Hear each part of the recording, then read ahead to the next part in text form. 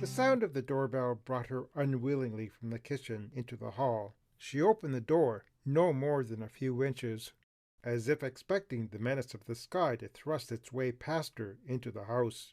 There was no menace in the appearance of the visitor who waited apologetically on the step.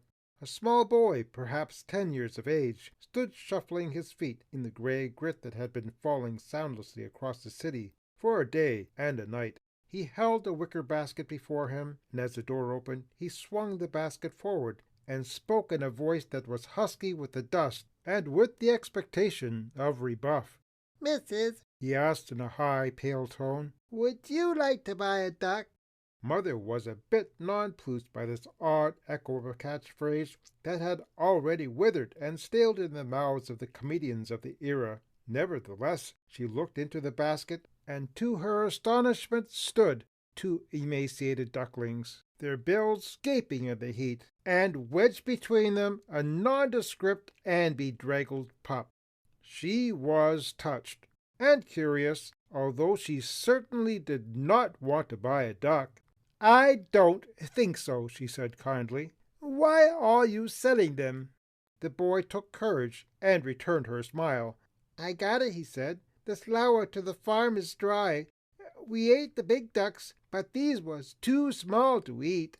I sold some down at the Chinese grill.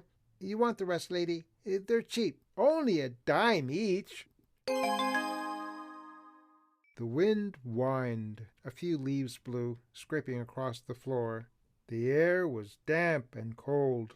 They stood silently. "I wonder if he thought of us," Chris said, looking at the stone face. "I wonder if he ever missed us."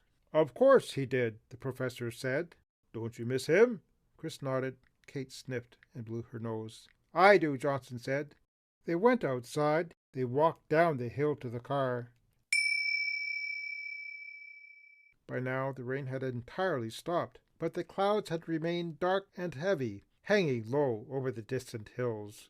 I don't know how long it had been observing me, but now it peered at me with some alarm. Then the little animal, only slightly larger than a house cat, threw back its head, gave a single shrill bark, and disappeared in a trot over a ridge. I chased after it over the humlocky tundra, but when I got to the top of the ridge, the fox was nowhere to be seen. The polar desert stretched out for miles in front of me. No trees, no shrubs, no deep valleys, just the gently rolling lands, tops of arctic grasses, and scattered wildflowers. Yet the fox was gone.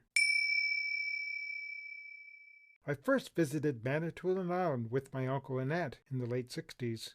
We fished for trout on its shores, and I was excited to discover the wildlife and the untouched wilderness that still maintains its pristine character after hundreds of years. In later times I camped on its beaches and woke with the muskies splashing on its shores.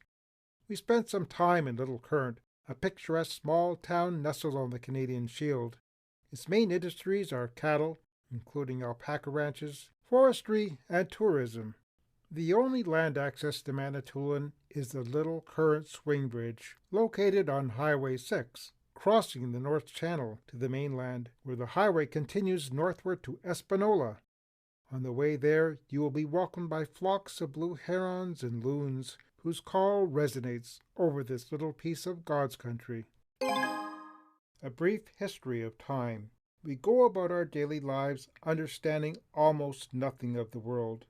We give little thought to the machinery that generates the sunlight that makes life possible, to the gravity that glues us to an earth that would otherwise send us spinning off into space, or to the atoms of which we are made and on whose stability we fundamentally depend.